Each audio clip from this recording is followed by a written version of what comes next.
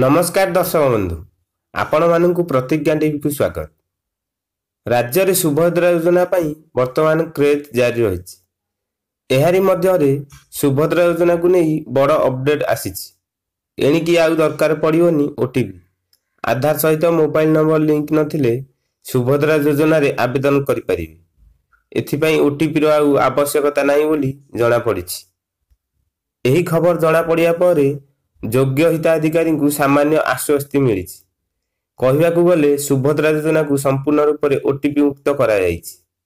सुभद्रा योजना आवेदनकारी माने mobile number link और आधार अपडेट पई जनसेवा केंद्र और मो सेवा केंद्र रे प्रबल गहली लगाउथिले।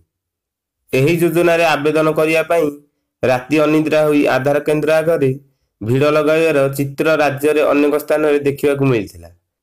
एही सुजोग रे दलाल मध्य सक्रिय होई उठुथिले। वर्तमान आधार ओटीपी न देई मध्य फॉर्म सबमिट कर परिबे। सूचना अनुसार 4 सेप्टेम्बर संध्यारू सुभद्रा योजना फॉर्म दाखल आरंभ होईछि।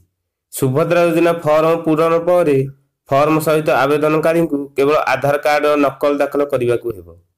पूर्वर उपमुख्यमंत्री प्रभाती परिडा कहिसंती जे सुभद्रा योजना आवेदन पई कौनसी शेष तारीख घोषणा करा जाई नाही। 17 तारीख पर आवेदन करि परिबे। सेमाने मध्य सुभद्रा योजना रे समान अनुदान पाइबे।